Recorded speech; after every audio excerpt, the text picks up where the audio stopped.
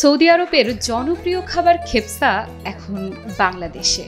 আস্ত একটি খাসি গোল হয়ে বসে খুব মজা করে খাচ্ছেন কয়েকজন মানুষ।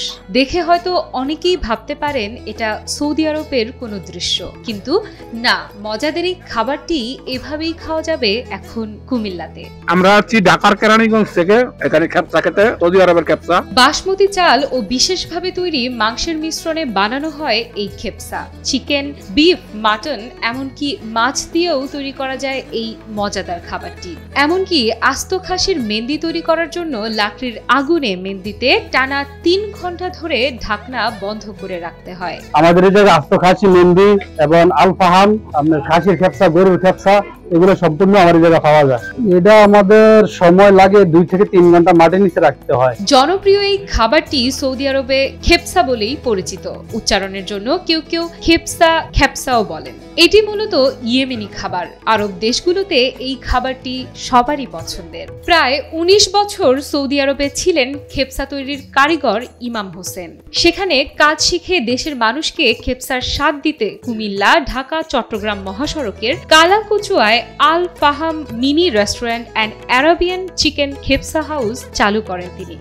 আমি দীর্ঘ 19 বছর সৌদি আরবে ছিলাম। তো 19 বছর আমি সৌদি আরবে এই কাজ করছি। প্রথম কয়েকজন আসছে যিনি ভাই, এরপর আস্তে আস্তে সবাই জানতে আছে, এবং যারা প্রবাসী তারাও খায়, আর যারা দেশে তারাও খায়। এখন 2 বছর আগে প্রথমে মুদির দোকান দেন ইমাম হোসেন, কিন্তু ব্যবসায় তেমন কোনো লাভবান না হওয়ায় হতাশ হন তিনি। পরে রেস্টুরেন্ট দিয়ে সৌদি আরবের খেপসা চালু করেন ইমাম হোসেন। দীর্ঘ সময় প্রবাসে থাকায় দেশে এসে নিজেই মালিক হন রেস্টুরেন্টের। সৌদি আরব থেকে আইসা দেশে কি করবো একটা চিন্তা ভাবনা করছিলাম। করার পরে আমি একটা ছোটখাটো একটা মুদির দোকান দিয়েছিলাম আর কি। ওই মুদির দোকান থেকে পরিকল্পনা আসলো যে এরকম কিছু একটা করি।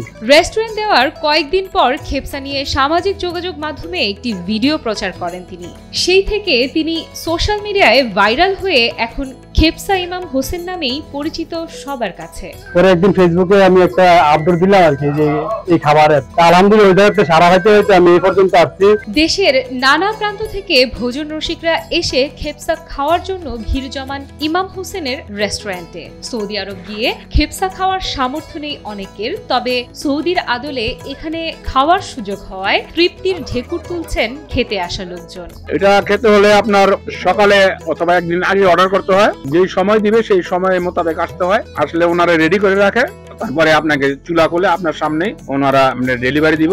খাবার ইনশাল্লাহ ভালোই। দূর দূরান্ত থেকে খেতে আসা লোকজনদের সাশ্রয়ী দামে এই খেপসা খাওয়ান ইমাম হোসেন। আমাদের যে রেট গুলো একটা সীমিত রেট, এগুলো এরপরও যারা আসে, যারা দূর থেকে আসে, আমি তাদেরকে সম্মান করি। এরকম 10,000 টাকা আসছে জায়গায়, তাদের খাবারটা তাদেরকে অবশ্যই সম্মান করবো। তারা ঢাকা থেকে আসে। ওদিন তো এক ভাই চিটাংতে আসছিল, আবার ওই সোনাগাঁও থেকে আসে। এরকম অনেক ভাই আছে যারা দূরের থেকে, তাদেরকে অবশ্যই একটু সম্মান করি আর কি। আরাবিয়ান চিকেন মেহেন্দি, ছাগলের মাংসের খেপসা, আস্ত খাসির মেহেন্দি, এগুলো খেতে হলে একদিন আগে অথবা 6 ঘন্টা আগেই অর্ডার করতে হয় ইমাম হোসেনের কাছে। কেউ যদি অর্ডার করেন তাহলে একদিন আগে, আর নইলে 5-6 ঘন্টা আগে অর্ডার দিলে আমরা সুবিধা হয় আর কি এটা রেডি করতে।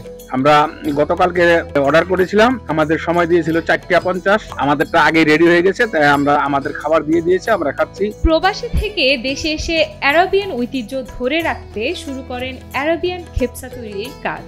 দেশের মানুষকে বিদেশের খাবার খাইয়ে যেমন তৃপ্তি পাচ্ছেন, তেমনি উপার্জনও বেশ ভালোই হচ্ছে ইমাম হোসেনের। আলহামদুলিল্লাহ ওই জায়গা তো আমার ইনকাম ভালো ছিল।